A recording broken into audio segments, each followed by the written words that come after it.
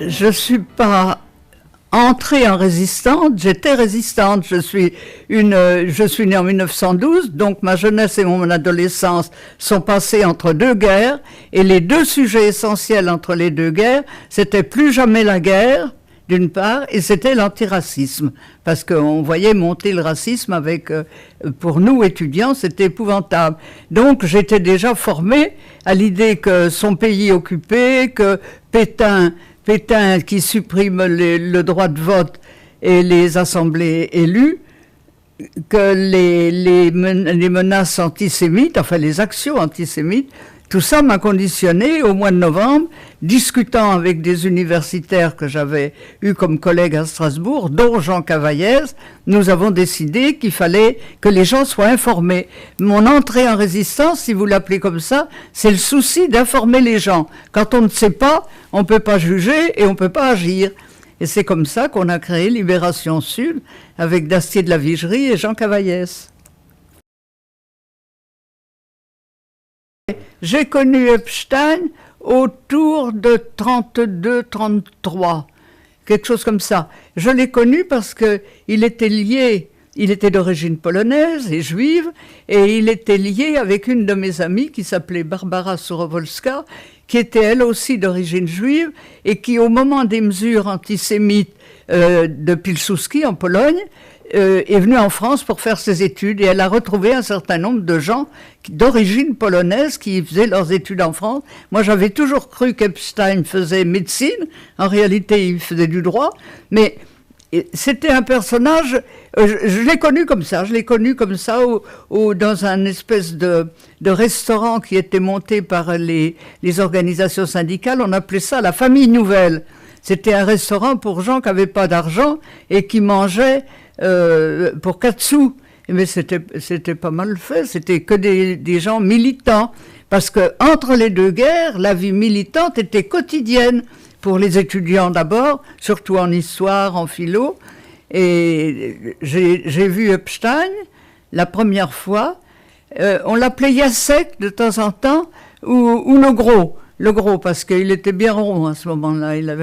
J'étais un blond, pas très grand, moins grand que moi, avec un joli sourire, mais bien blond, avec un teint très clair. Il n'avait pas du tout un type, comme on dit, un type sémite, parce qu'il faudra encore savoir si c'est exactement le mot. Et il avait l'air simplement d'un étudiant qui pensait comme nous, que l'Action française, les jeunes patriotes, les fascistes du quartier latin, il fallait les chasser de la Sorbonne et leur interdire d'intervenir dans les amphis. Et jamais, d'abord je n'ai jamais su s'il était membre du Parti communiste. La seule chose, c'est qu'il venait avec nous dans les réunions les jeunesses communistes. C'était pas sévère comme le parti. On avait une cellule dans le 13e arrondissement qui comportait le 5e.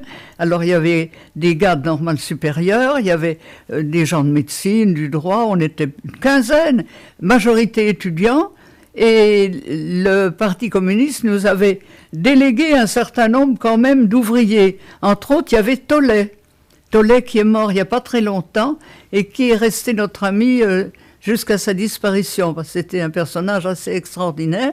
Et Tollet a bien connu Epstein, et je me demande, moi je ne me suis jamais aperçu de rien, comment Epstein a pu, à ce moment-là, est avec nous un type tout simple, qui venait à la foire de Paris, qui venait prendre un pastis avec nous quand on avait 4 sous pour s'offrir l'apéritif, qui venait coller les affiches la nuit, avec Francis Cohen, qui était étudiant en médecine. On avait une vie militante qui n'est plus du tout la vie de maintenant. Il n'y avait pas besoin d'être un grand maître en marxisme et en théorie, mais on était actifs. Par exemple, on faisait le service d'ordre quand il y avait de manifestations. Le service d'ordre, ça consistait à marcher sur le trottoir pour empêcher quelqu'un qui aurait voulu protester de s'approcher trop près du défilé. C'était rien d'autre. Et puis on collait les affiches la nuit. On avait un seau avec une espèce de farine, je sais pas quoi, et puis de l'eau, et un pinceau. Et il y en a qui faisaient le guet. On faisait des choses comme ça. Par exemple, à côté de chez moi, il y a une caserne, ça s'appelle la caserne L'Oursine. Et dans ce temps-là, le boulevard Port-Royal était desservi par un tramway. Eh bien, un tramway, ça marche avec des fils au milieu de la route. Et Epstein, on savait qu'il avait eu une vie militante en Pologne, vie militante contre le fascisme. Ça ne voulait pas dire communiste, ça, parce que c'était vraiment très général, c'était pas comme maintenant. Et il nous avait montré comment on pouvait accrocher une affiche contre la guerre, contre l'armée, parce qu'on était tous antimilitaristes aussi, après les fils, en lançant un caillou très fort tenu par une ficelle jusqu'à l'autre bout, le caillou retombait de l'autre côté des fils, on tirait un bon coup dessus et la ficelle restait attachée, il fallait que les pompiers viennent sortir le document qu'on avait installé. C'était un peu des jeux. On vendait un journal qui s'appelait L'Avant-Garde. On le vendait, par exemple, le dimanche matin devant les églises. Et le gros, Jacek était avec nous. Barbara, ma copine Barbara, n'était pas membre du parti ni des jeunesses. Elle ne venait pas, elle d'ailleurs, au truc des jeunesses. Et puis elle venait très peu en Sorbonne, parce qu'elle était un peu inquiète aussi à cause de ses origines. Mais en Sorbonne, il y a eu des manifestations à la fac de droit contre un professeur de droit qui s'appelait Gèze, et qui avait fait la constitution de l'empereur Haïlé Sélassié quand il a adouci son régime. Et les jeunes patriotes, l'Action française, étaient contre ça, contre Gèze, parce que c'était faire refuser la mainmise de Mussolini sur l'Éthiopie.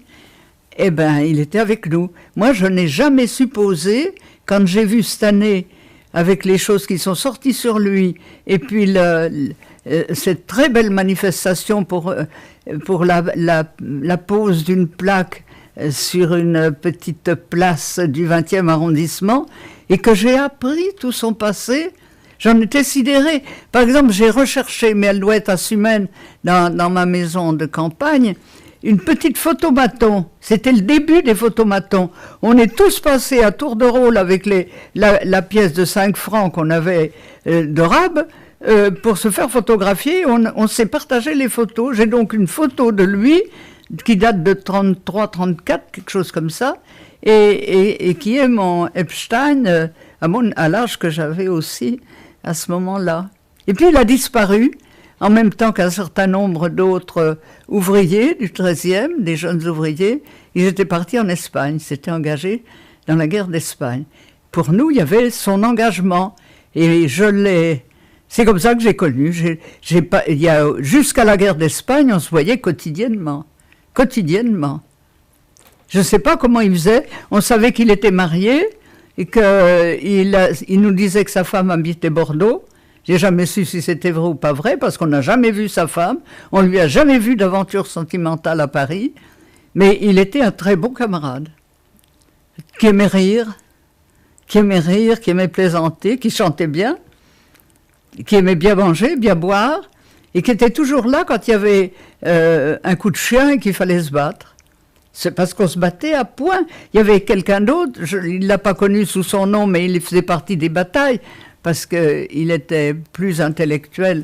Mais il se bagarrait quand même bien, c'est Jean-Pierre Vernant, qui était de la même bande. Alors on était dans ces jeunesses, dans ces étudiants communistes plutôt, ça s'appelait. Mais on allait quand même dans des réunions des jeunesses, et il venait. C'est ça que je sais de lui, et puis je l'ai revu une fois dans ma vie, une fois, mon Jacek. C'était en janvier ou février 1943. J'avais une mission de Libération Sud. Je devais assister au comité central de Libé Nord. Libé Nord avait un bureau directeur. J'en connaissais plusieurs là-dedans, parce que Libé Nord avait commencé un peu avant Libé Sud, et que Jean Cavaillès était dans les deux. En plus, c'était le moment où Jean Cavaillès changeait de travail. Au lieu de rester un intellectuel dans un mouvement de résistance de gauche, il avait décidé qu'il se lancerait dans les actes, dans l'action brutale contre l'occupant, et il a monté un réseau pour faire du sabotage des sous-marins. Et c'est là aussi que j'ai vu la dernière fois Jean Cavaillès.